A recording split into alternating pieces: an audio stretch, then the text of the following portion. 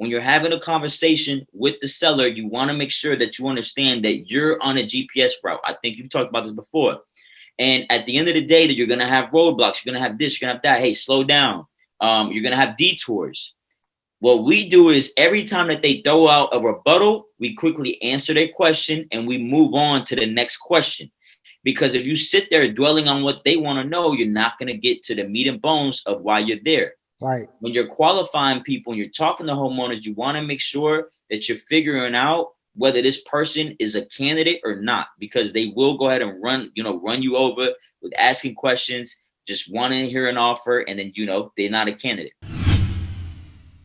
What's up, everybody? Jamel Gibbs here. Welcome to another podcast episode. This is season 2, second episode of season 2. And we have another special guest where we're going to talk about some of the ins and outs of how you can structure or format your conversation with a motivated seller in order to be able to almost have the seller negotiate with themselves, right? So what we're going to talk about are some things that you can use when it comes to negotiating a real estate deal, different ways of gathering information without you looking like the bad guy, and really putting it all on the seller, not in a bad way, but in order to be able to help the seller so that you can structure an offer that makes sense for the both of y'all. All right, so that's exactly what we're going to talk about today with our special guest, Brandon Narain. What's up, man? How you doing, brother?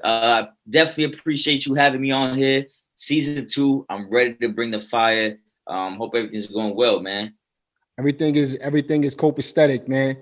I appreciate you jumping on, man. So we met not so long ago through Clubhouse. I'm meeting a lot of different people through Clubhouse, but it turns out that we have a lot of different, a lot of people that's in the same circle as both of us, man. And, I was on, when it enticed me to want to have you on this podcast, we was on that Clubhouse. When was it? Last weekend. And we was just talking about different things, really spitting a lot of game on that app. And I said, I got to get Brandon on. So why don't you tell everybody a little bit about yourself, man? Yeah. So I'm a 28-year-old entrepreneur. I currently reside in Orlando, Florida. As you can see, I'm from Queens, New York. I moved down from New York around 13, 14. My mom was saying, hey, it's too cold. So she wanted to go ahead and come down to the South. Raised by a single mom, single grandmother. And guys, I shared a bedroom with my grandmother to the age of 16. So we had basically 2 beds, 1 room. Things were hard. But if you're from New York, you understand what that is. A lot of people always kind of stay tucked in. So it ended up being that, I tried the whole school thing, tried to go to college and ended up, not really liking it. It took me 5 years to get my 2-year associate degree. And before that, obviously things weren't really going well. I was kind of a delinquent, got expelled from high school. So trying to change my life. And all of a sudden, my dad, kept telling me he wasn't in my life, but, he would always tell me, try real estate whenever I talked to him from time to time. And I said, you know what, I'm going to try this real estate thing, and I'm going to be better. I'm going to do better. Sometimes you got that little competition, especially from an absent father. So I went and got my license and completely failed. Was working with one person and they said they just didn't find a property that they liked. And I told myself, I said, man, I know there's so many people that make money in real estate.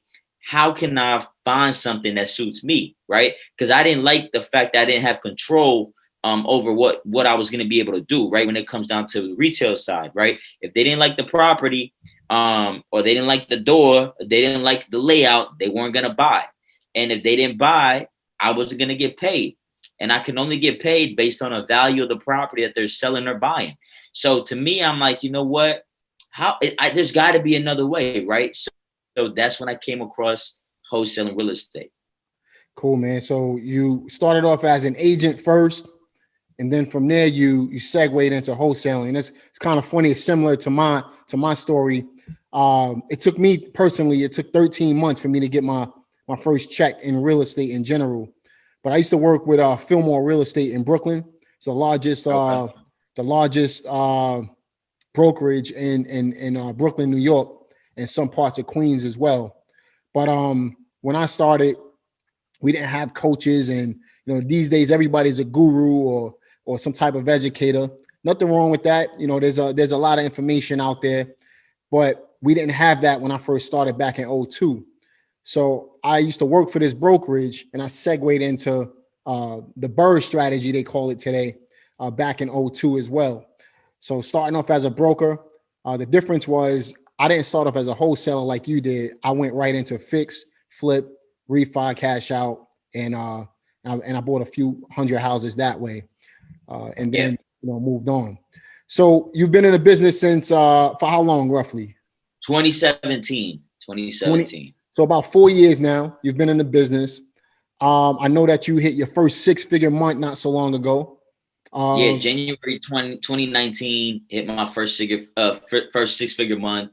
That was a crazy month. It was crazy. I mean, even when you get your first deal, my first deal was 10,000. I paid somebody for dispoing it, right, finding me a buyer, and just making the 8,500. It's like, man, because when I was going to school, I would use my refund money, to save that, so I wouldn't buy my books. I would save that money that was coming in. So and I'm working at the hospital. So before, I was literally making around $26,000 a year trying to find out what career I was doing.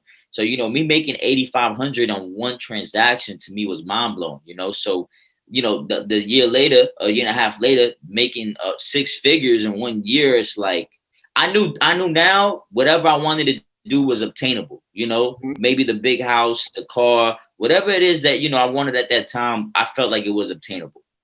Cool, man. So let's talk about that for a minute before we jump into all of the meat, right? So you started, and the reason why I want to bring this out is because there's a lot of people that's brand new listening to this right now. And you were just there a couple years ago, right? You talking about 4 years ago, people can relate to that type of story. So what did it take for you to get your first deal? How long did it take for it to get done? And what did it take for you to get that check? Yeah, so I'm going to go ahead and give you guys my mindset, okay? So first and foremost, what I was doing is I was actually bird dogging her. I guess you can say trying to dispo for another person, okay? Now, I didn't know anything about anything, but I knew about wholesaling, and all I knew was put out bandit signs. So when he paid me some money for when he sold a deal, I said, man, this thing really does work, and I wonder how much money he's making. So, what ended up happening was that I ventured off, months later, and I said, you know what? I know how this works, right? And I know that it works because there's people that I've seen making money, not on YouTube. Where were you getting this information from? That's why. So I was getting it off YouTube, but then I found somebody that was actually doing it, but all they wanted me to do was just put out bandit signs, right? Gotcha.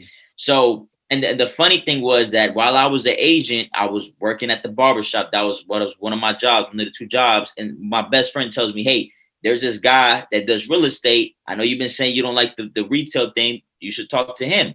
So he actually was wholesaling. And he was, I was like, hey, man, what do you do? And he's like, hey, we do this type of stuff. And I said, oh, that's exactly what I've been trying to learn.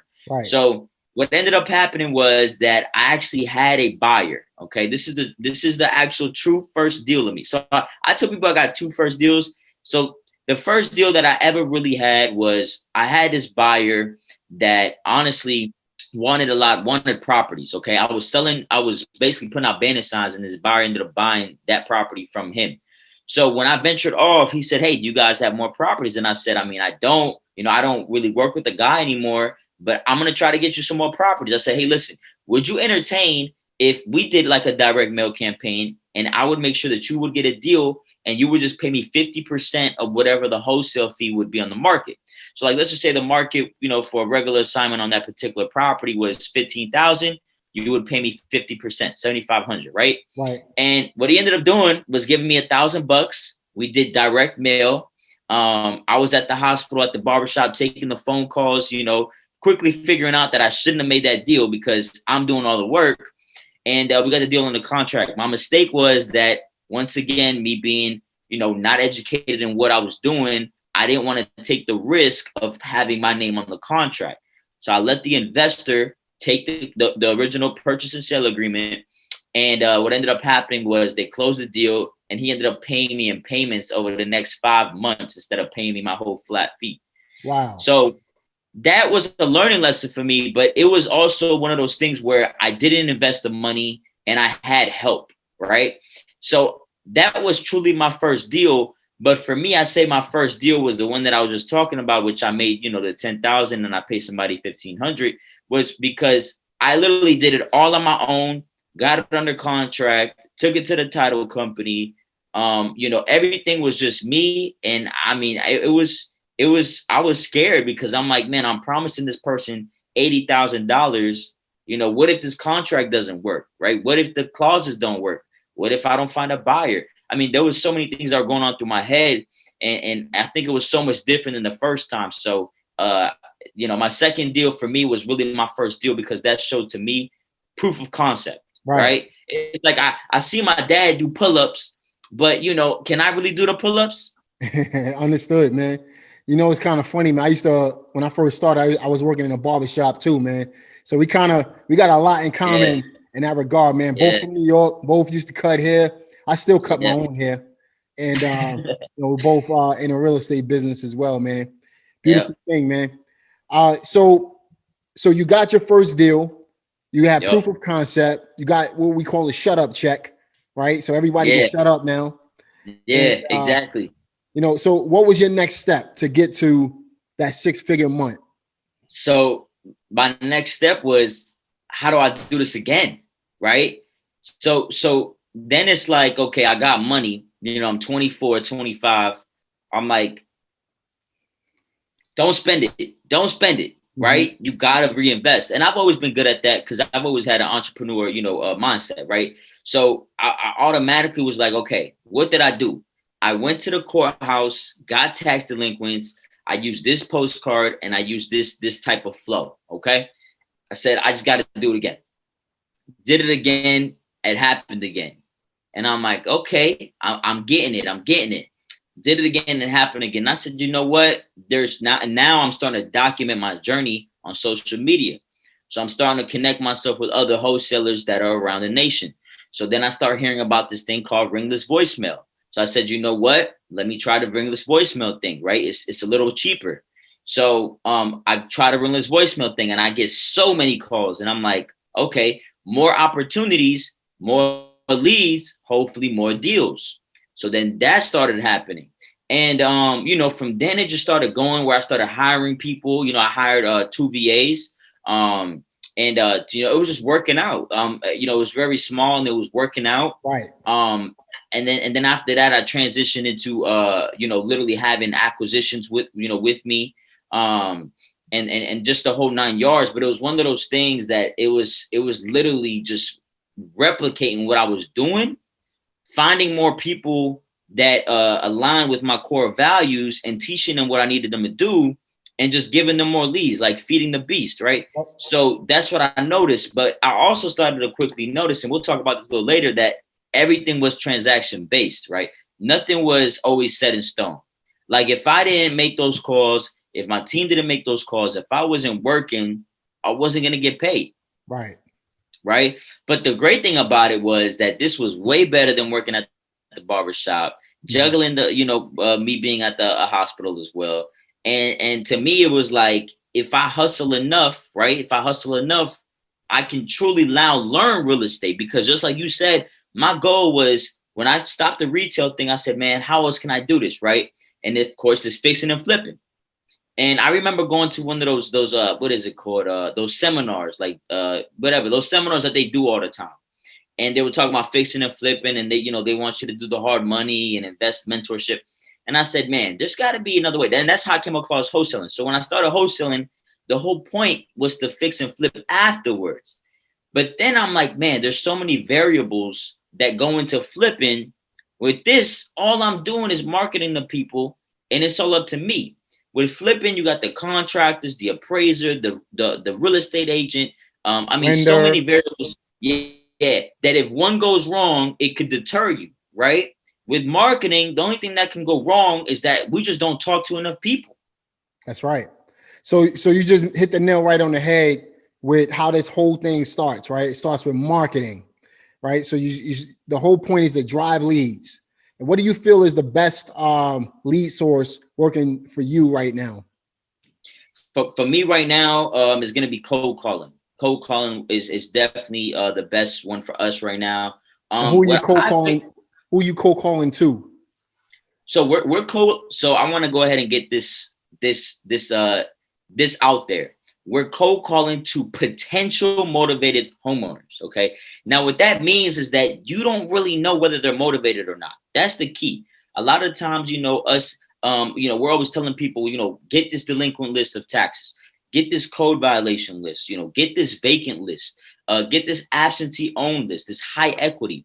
That doesn't mean that they're gonna give you that property. It doesn't mean that they're motivated. Now, your job is to find out if they are motivated. Right. And these are just lists that, once again, it's like they have the potential because we see that there's something going on. So the list that work for us the best, to be honest, right now, I'm gonna drop it, is listsource.com. We use a lot of the unknown equity tab. And the reason why is because what this means is that the county, that municipality, doesn't really know how much equity is in the property, right? So it can be a really old property, or it can be a property that just kind of fell between the cracks. And the great thing is that this is all about eliminating your competition. There's more and more people out here trying to wholesale. And what that means is that you got to be able to get to people that aren't being touched as much, right?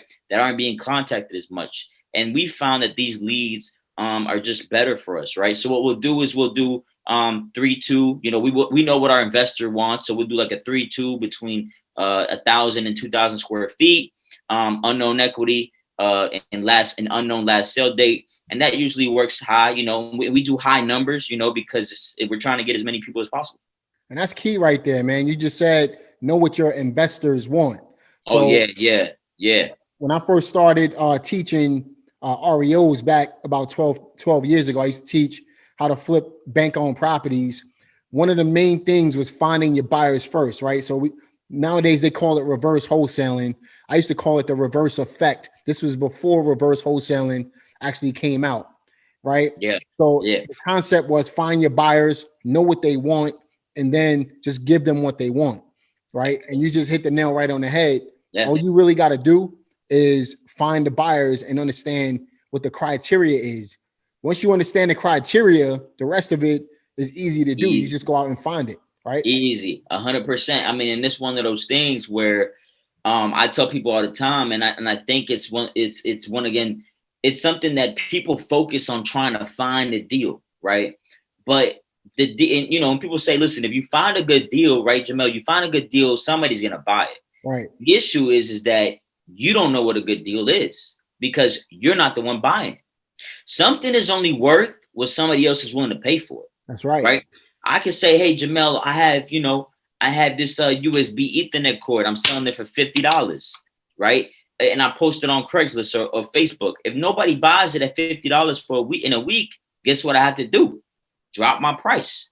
So it just went from, in my opinion, a good deal, right, for me, but it ain't a good deal to anybody else. So if we find out what a good deal is for buyers, very easy. We go ahead and find that. Once we obtain that, we add in our assignment fee, and it's set in stone. That's it, man. Or another way to look at it is, if you got a deal and you don't know if it's a good deal or not, run some buyers through. They'll tell you how much they'll pay for it. Then you go back and renegotiate the contract. Exactly. Right? Makes things a lot easier.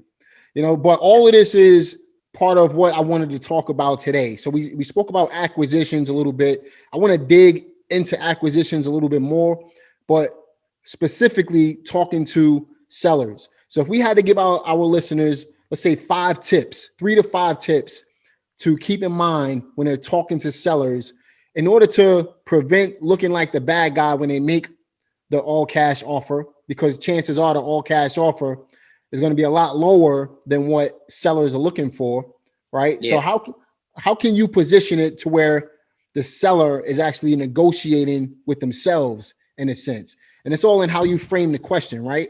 Exactly. So what are some tips that you would provide for our listeners? Yeah, for sure. So I'm going to go ahead and give some more than 3 tips. So make sure you have your pen and pad, okay? So first and foremost, what we go ahead and tell people is, listen, there is no special script out there. There's a bunch of scripts that you can go ahead and tailor fit from Jamel, from me, from other people that you go ahead and take that is going to fit a framework. Like you just said, a framework of what you should be doing, right? So that's going to be your foundation.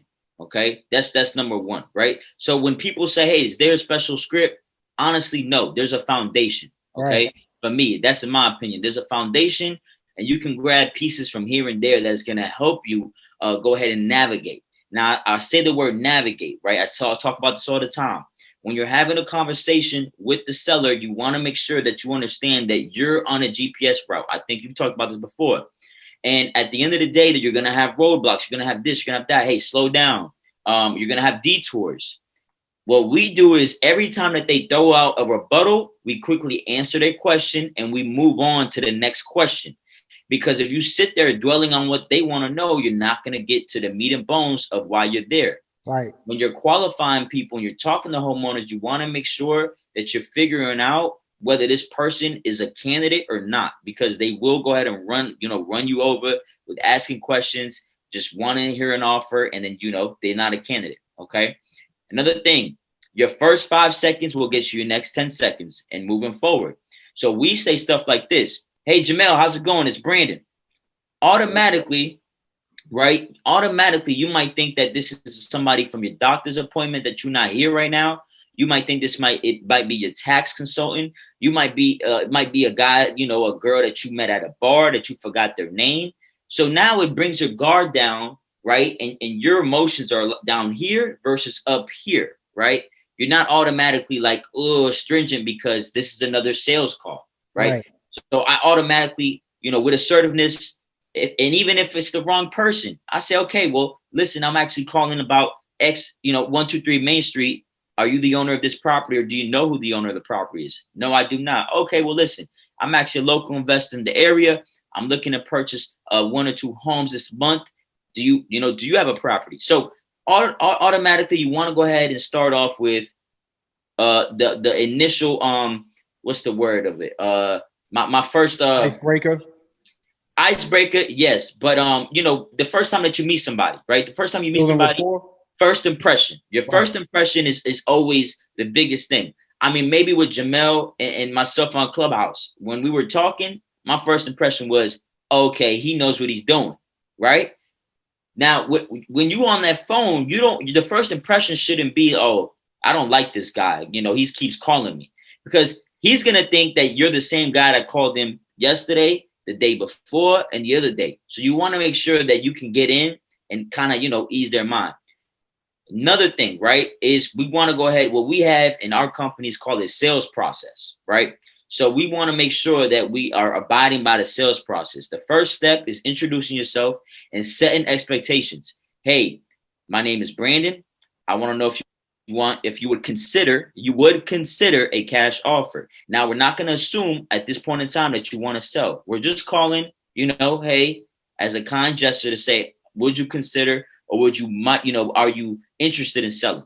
So we're going to set expectations and introduce ourselves. Okay. Next thing we're going to do is clarify the condition and build rapport. So what does that look like? Asking questions about the property's condition, right? Now, what I'm trying to do here is paint a picture. I've never been to your house. So for instance, Jamel, I want to make sure that you're telling me about how your kitchen looks, how your living room looks, right? Does it have wood floors? Does it have stainless steel appliances? Does it have granite, right? And sometimes, guys, we do use these big words. I like to tell people, get very well with your big words, because it's one of those things that if you go to the doctor and the doctor says, yeah, Brandon, you broke your leg, you might need one of those things to wrap it in, and it might be a couple weeks. You're gonna be like, I need another doctor. Yeah. But if he says something like, hey, you broke your tibia, you also fractured your fibia, you're gonna be in a stent and you need 6 to 8 weeks, low bearing, blah blah blah blah blah. Just because he said these bigger words, now you automatically say he knows what he's doing. Yeah. Right. So when you use these renovation words, right? When you use these types of words, it also puts you in a position to where you're the expert and you're trying to consult them, right? In a nice way. So we like to ask these types of questions. Another thing that we like to do when clarifying the condition and building rapport is we like to go ahead and stroke the subconscious mind. So for instance, Jamel, how does your kitchen look? Have you done any renovations recently? No, I haven't. Okay. So you haven't done any recent renovations. As we're like writing down notes, what that's going to do is basically this example right here. Jamel, you work out a lot, right? Yep. If I say, hey, when was the last time you worked out? And you're like, a week ago. And I'm like, oh, wow. Okay. A week ago. Now your mind, you're going to be like, man, I need to get back in the gym. Right. Another thing I'm trying to go ahead and find out is, what does he think about his property? There's only two types of properties. One that needs work and one that doesn't. Right. So we're looking for the ones that don't need work. So I'm trying to establish that. And what we're also trying to do is called a double L, leverage later. So we're trying to go ahead and get as much information as possible about the property, right? Mostly the cons. And we're trying to go ahead and leverage it later to where we give them a range, not an offer, but a range to go ahead and let him understand, right, why we're giving him that. Because it's always better when you say it versus me saying it. That's right. Right. So I don't want to get redundant, but if you want me to go ahead and I can go through the whole process. Let's do it. Okay, so cool. So we're clarifying the condition. We're building that rapport. Okay. After that, we're establishing the property value, right? So, hey, Jamel, what do you think your property's worth in today's market? 200,000. 300,000. Okay, great. Let me ask you this, Jamel. I mean, would you say that it's worth 300,000 in its current condition or after repairs? Repairs. If you say after repairs, what have you just told me? That your house right now is not worth 300,000. Okay. Now let's just say the property is worth 320. Well, guess what, Jamel? You didn't know, but you just gave me a $20,000 discount. So I'm winning already. Right. Yep. So what we have established is that we're both on the same playing field. You understand that your property needs work. You understand the what it's worth. Okay. And I understand what I think it might be worth. But the better thing about this is that you said it and I didn't say it. Okay. Right. You said it. Next thing we move on forward. Okay. Well, let me ask you this, Jamel. If you were to go ahead and fix anything in your property, what would you fix and why? Well, I would fix whatever, right? You would go on about what you're going to fix, why you would fix it, X, Y, Z. Okay. Right. Next question we ask. Let me ask you, Jamel. I mean, I haven't, slung a hammer and a nail in a while. I do have contractors for that. But since you've owned this property for 12 years, how much would you say it would take to go ahead and renovate this property? Now, when you say this, the person's always going to use the lowest amount. So if you think it's going to take 30 grand, you want to start at 25. So I would say something like this: 25, 35, 40,000. What would you say? Right. So now they're going to tell you, right? Yeah. So now they're going to tell you, well, they're either going to say maybe 25. Oh, not that much, this much. And I say, okay, sounds good. Appreciate that information. So now we're moving forward. So what do we have here, guys? Right. We have build rapport. Right. We're trying to go ahead and build rapport from where they're at. Maybe before that, obviously, you should have been trying to find pockets of rapport. What are pockets of rapport? Talking about what's going on in around. Right. If there's a Super Bowl going on, maybe try to pick something about that. If there's something going around about, politics, act like, you don't really know what's going on. You're not picking sides, but, dwell in it. Whatever it is, you want to find that BLT, believe, like, and trust. People only do business with people that they believe, like, and trust. I wouldn't be on this podcast right now if Jamel didn't do one of those, believe, like, or trust me, right? He just wouldn't have me on his podcast. So once again, the average homeowner only owns a property twice in a lifetime. So this is a big, big, big purchase for them. So if you can't find that connection, it's going to be hard for you to go ahead and get them to accept your offer. Okay. So once again, what have we established? The property value, the property condition. Okay. And how much it would take in repairs. Right. Now, this is where you want to go ahead and start asking them that awkward thing. So, hey, Jamel, I appreciate, your transparency. And listen, I know that you're trying to get to Florida, and I know that, you want to go ahead and get rid of this. You did say the property is vacant. So let me ask you this, man. If I can close in the time frame of your choice, right, and get this done for you relatively fast, as well as pay cash, I mean, what would that special number be to go ahead and lift this burden off your shoulders, right? And then they either talk. Or another one that we say is, hey, Jamel, I understand this is the most awkwardest part of the conversation, but it's the most easiest part, which is talking about numbers, right? I want to go ahead and ask you this question. I know if I offered you about 100,000, you'd probably hang up on me right now, right? Well, I truly believe that every seller really knows what they want. What's that special number to go ahead and get this behind you?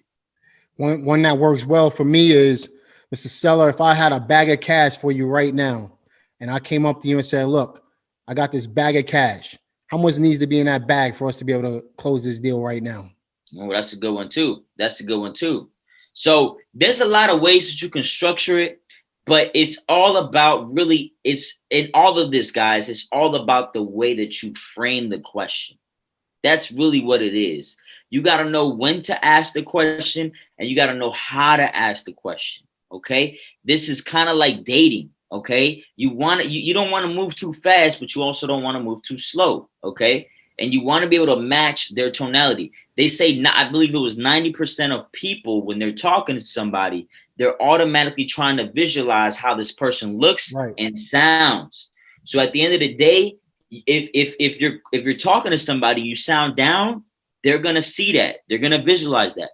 If you are, mumbling and stuttering and doing things like that, they're going to think that you're not an expert, right? So you want to make sure that, you're framing this question and understanding, as well as mumbling and stuttering is also very, very good, which I'm about to get into. As soon as they tell you that price, you want to say, I understand, Jamel, that you're looking at that price.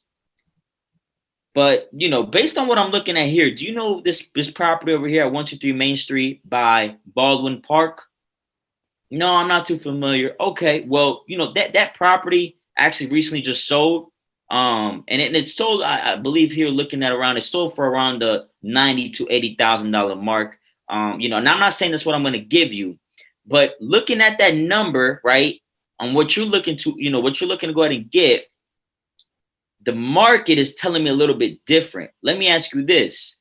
Is there a real reason why you need this amount of cash? What would be the benefit to you to getting $150,000, right? Because sometimes they're going to go ahead and talk about, well, my father passed away. I need $30,000 for this, right? So you really want to find out, is this really negotiable, right? Is this really negotiable? So that's when we're getting into the meat and bones of really trying to play that stage of good cop, bad cop. So one word that we use, hey, Jamel, the market is not allowing me to do that number. But let me ask you this. I love to go ahead and dance. But right now, it seems like you're the only one dancing. Is there any way that we can make this a win-win situation for the both of us? Right? And see where they're at. Now, maybe they might say, hey, listen, okay, well, what's your offer? Well, based on what I'm looking at here, I would have to double check with my partner to see if I can get this approved. But, we would probably be in the range of 50 to 75,000. How does that make you feel? Not how does that make you, how does that sound? How does that make you feel? Right? Because this is an emotional game, right? The same way people go to the mall and they buy something out of emotion. A lot of times, so this is an emotional game. We're trying to find that connection, right? So that's what we do. We price anchor him. We come down and we say, listen, right? I was either able to get it approved. 1 second before I want to bring out two key things that you just mentioned. Two key things, right? First and foremost, when you made the offer, you based it off of what the seller told you. So when you go back to the seller, what Brandon is saying, look, based off of what you told me, here's what I'm prepared to offer you today. Exactly. Right. Exactly. So again, the way you're framing it, the seller just told you, he just provided you with all of this information, and you're reminding them, subliminally reminding them, he gave you all of this information. And now this is why your offer is what it is. So again, you don't look like the bad guy. And I don't, because I'm on your side. I'm on your team. And the way I break down this analogy, Jamel, and it's funny that you said that, is I used to watch a lot of it's a show called First 48, right? where it's the cops, they're trying to figure out, you know, whatever type of a charge or whatever. They're trying to find somebody. And when they do the interrogation process, a lot of the times they say, okay, so you were at this place, or you said you were here. And all they're doing is guiding them. But at the whole time, they know what's going on, right? So it's more crucial when you have said it than I have said it, because it came out of your mouth, right? So all I'm doing is taking what you told me, because it's your property, right? It's your house, you know? So that's another thing. We always say property, we say house, we never say home, right? Home is very feely, right? We say property, okay? And there's two things that you can't negotiate. You can't negotiate with a crazy seller or a sentimental seller. If there's sentimental value attached, it's going to be very hard to negotiate with that, because they're not talking about numbers now. They're talking about value, right? So what we do is we go ahead and we still play that little cat and mouse game of trying to see if we can get that done. Now, what we're going to do is an advance agreement. Okay, well, let me ask you this. If somehow, some way I can get my partner Jamel to, you know, approve that price, would you be willing to sign today? That was actually the second thing I wanted to bring out, by the way. You know, we talked about this a little bit on our last Clubhouse call. Yeah. But never, ever position yourself as the authority, the decision maker in the conversation. That leaves you with enough leverage, enough leeway to be able to go back to someone else, even if it's only you, even if you got to go talk to your wife or your husband, right? Should we make this decision? But you don't look like the bad guy. Again, you make the offer, you're basing the offer off of what somebody else is giving you permission to be able to do. So when you remove yourself, even if you are the main decision maker, if you remove yourself and you have the seller in the back of the seller's mind, they believe that you're not the decision maker. Now, when you come and you're doing them a favor, making them this particular offer, you look like the good guy. You're trying to help them out in that case. Exactly. Because I'm trying to get this price approved. It's not me, it's them. Or it's the market, or it's the house. It's everybody. I'm on your team, right? And if it's necessary, I'm even gonna put money out of my pocket for you, right? Because I'm with you. We came together, you know?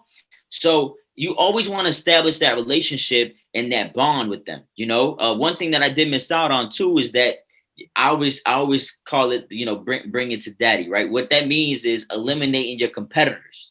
All right. A lot of the times you want to say, okay, Jamel, I mean, even if it's a distressed house, we even say at the end, okay, Jamel, I mean, I'm kind of a bit confused. I mean, this sounds like a great property. Why don't you just keep it? Takeaway sale. Right? Why do you even want to sell? Because I'll break it down to you, right?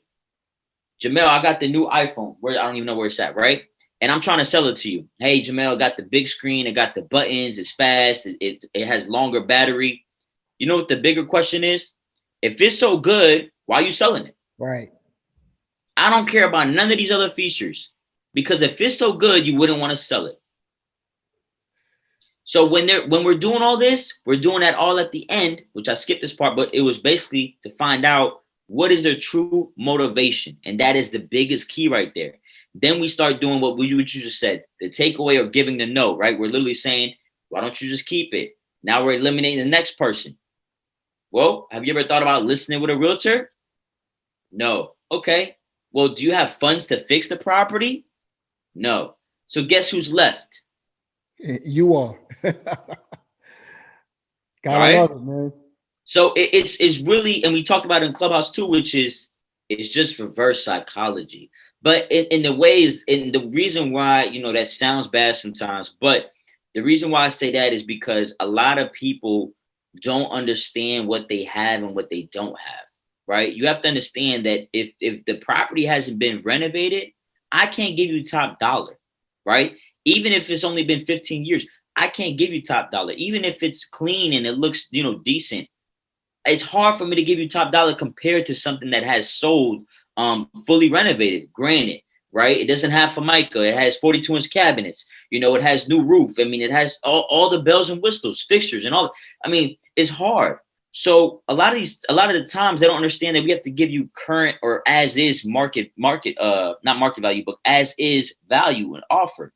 But there's I don't know if this was back in the day, but now there's Zillow, Redfin, Trulia that give all these numbers and people think that that's accurate, and it's not. Right. It's not. So you can't base it off of any of those. You got to do your own research, do your homework in order to be able to get more accurate numbers. But the best way to get accurate comps is to get an appraisal on a property. Oh yeah. And even that, even then, right? And even then, I'm gonna break. Yeah, even that's all subjective. That's opinionated. Yep. And the reason why, and I tell people all the time, when it comes down to comps, is you literally have to look at each comp and look at the condition.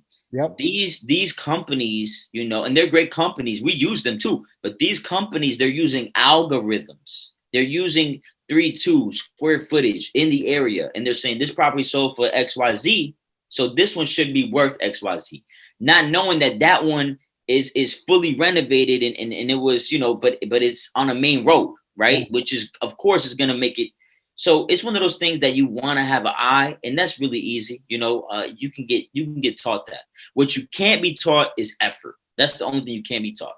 That's right, man. Now, do you have this script or these questions somewhere that you store, or like do you provide? Yeah. So yeah, when we hire for our acquisitions, I've actually built out like a course and a PDF that they go through the training and they understand. Because what I started finding out was, how do I realize, or how do I find out what went wrong in this conversation, right? And you like, yeah, I did this and I did that, but you're like, okay, but why didn't you get the deal? And if you don't have a process or a framework of what it is that conversation should look like, you can't go back and fix it. That's right. So what we did that sales process to find out how does this conversation usually work, and when you do this correctly, how effective does it work? So yeah, I mean, we have something like that, like I said, in the company that we use for training purposes. Sounds good. One thing I'm going to recommend is everybody, if you have the ability to record your conversations with the seller. This way you can, like Brandon just said, where you messed up at, where you could make improvements, or where you shined at as well. So to do it over and over again. But you will never know that if you don't record your conversations. So make sure you record your conversations. I know if you get CallRail, I'll link it in the description box. Get CallRail, you can record the conversations and then go back and listen to them so you can know how you sound over the phone and where you can make improvements as well. So definitely do that. Brandon, man, this has been solid stuff, bro. Listen, if our listeners wanted to get in contact with you, where should they go, to find out more about you? Yeah, so Instagram right now for me is probably the most intimate for me. I mean, that's when I'm usually on all the time, and that's at Blue Notes, the color blue, like you're writing down notes, Brandon. Also my YouTube channel at Blue Notes Brandon as well. And my new favorite one is obviously Clubhouse, right? So Clubhouse is just my regular government name, Brandon Narain. And I think it's crazy because a lot of people are going to be looking at this YouTube video and, years later, we're going to be saying like, man, Clubhouse is now a bunch of people on it, right? So yeah, Clubhouse is definitely my new favorite. You can definitely, find me on there, follow me, turn your notifications on. But yeah, Instagram for me, I definitely put out a lot of content, just helping people. And I'm definitely more proactive on that. Sounds good, man. And definitely take it. If you have iOS, I know that it's only available on iOS right now. No, we on both now. We on both. Is it on both? Yeah. Clubhouse? Yep. No. Clubhouse? Yeah. I think they got a beta coming. But yeah, I think they got a beta coming. But I would say iOS because even iOS sometimes be. Yeah. Yeah, it's a little buggy, but if you're looking to get great information, Brandon and I, we're part of a group, and we continue to provide value for people just about. I mean, I'm not on it every single day, but when I am on it, at least multiple times throughout the week, you're getting a lot of value. So be sure to follow both of us on Clubhouse. Yeah, yeah. Sometimes too much. Sometimes, man, that Clubhouse will take over you. Yeah, man. Now you have you also have the Any Deal app on both the iOS and the yes, sir, as well, right? Yes, sir. Check out Any Deal app. I'm gonna link a link in the description box so you can check out the Any Deal app as well. along with Brandon's contact information. So be sure to check that out. Yeah. If you had to provide some books that have helped you in your real estate business or in business in general in life, what would those books be, man? Like, what are you reading right now? So right now I'm rereading Traction. I think Traction is a good book to to kind of get in tune with. If you're brand new, Traction can be a difficult read if you don't understand business. Yeah, right? yeah. But it's definitely a great book. I'll link it in the description box as well. Yeah. Another one for me that changed my mindset a lot, Outwitting the Devil. Outwitting the Devil for me changed my mindset a lot. One that I'm gonna start reading is Built to Sell, and I have it here. It's actually by John Warlow. So I'm trying to find, I'm trying to build a business that I can sell. And then also I would recommend the 21 Laws, the 21 Irrefutable Laws. I like that one. Rich Dad, Poor Dad is obviously a good one too. What else we got here? Man. Giving away a library. This one. I don't want to give this one because I don't think people know about this one. But this one is called Fire Yourself. Okay, it's by Brian Elwood. All right, as you can see, tabs and everything. Now, what this does, this book literally gives you a blueprint on how to scale your team and actually find a team. It actually has in there a whole Craigslist and Indeed job post on how to find people and hire them. Everything. And it's all built on wholesaling. So I've never told nobody about that one, but this is one of my favorite books. I read all the time because that's one of the most, we were talking about this before. I think that's one of the most crucial parts and one of the hardest parts is finding good people to be on your team. So that one. What else we got? I would say that those are like my top. I really like Outwitting the Devil, man. Especially honestly, if you instead of reading it, listen to it on YouTube. I believe it's free. You actually, they have like a weird devil voice, so it sounds so weird, but to give the context of it, it's basically, a guy interviewing the devil, but it's more about the mindset of how, the devil, quote unquote, uses things and uses people, to flourish you, right? To keep you down, to not want you to have businesses. It's just a crazy book, and I think a lot of people should read it. Cool, man. I'll definitely link all of those in the description box below, man. Great call, great information, man. One of my favorite calls so far, and it's only season 2, episode number 2. But listen, man, if you had to provide our listeners with some final advice, some last words, what would those words be? Man, it's gonna sound cliche, Jamel. They're gonna hate me, but you got to find out that why. And that why for me, the WHY is what hurts you. What is hurting you right now? What is hurting you right now that really makes you want to watch this podcast, right? That makes you want to go ahead and watch other podcasts, that makes you want to, do something else, right? If you don't feel like whatever you're doing right now is not going to contribute to your major life goal within 5 to 10 years, it's not going to get you what you want. You need to go ahead and find that why, right? Whether it's the fact that you can't, go on vacation when you want, whether it's the fact that you need to, be with your family when you want, whatever it is, find that, beat it up, and literally start a business, start whatever it is, because we've seen it now, especially with the pandemic. There is no safety net. There is no support. At the end of the day, a lot of this is a free for all, right? And you got to have your own business, man. A lot of the times, I'm driving around and I'm seeing businesses that I would never thought, out of business. So, for me, man, what I would say to you guys is believe in yourself, right? Believe in yourself, take action. Like I said, just do what you got to do. One of my best things is if it ain't you, then who? Right? Look at yourself. Look at your family. If it ain't you, right, then who else is going to do it? If that lineup ain't too strong, then it got to be you. You got to put in that work. But it's all worth it. I promise you. The work is worth it. That's right, man. One thing I want to lead with that. I want to piggyback off of that is, I said, you guys have heard me say this before.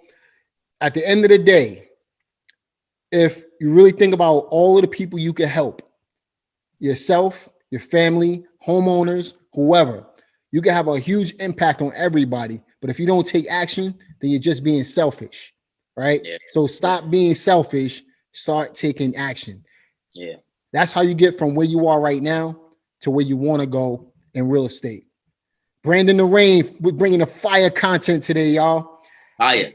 Looking forward to having you again sometime in the near future, man. Be sure to check out Brandon across all social media platforms. Check all of the information in the description box below in the show notes. And listen, make sure you reach out to him. Join us on Clubhouse. This guy is actually doing deals in today's market, and he's crushing it right now. He just started 4 years ago. So you guys can do this too. And that's exactly why I wanted to bring him on. Yeah, so we locked up one today. This in my Instagram story, from assignment to title to check. I mean, we show it all, so at the end of the day, like I said, we just trying to provide as much value to the marketplace, to people, and just let them know that it's possible.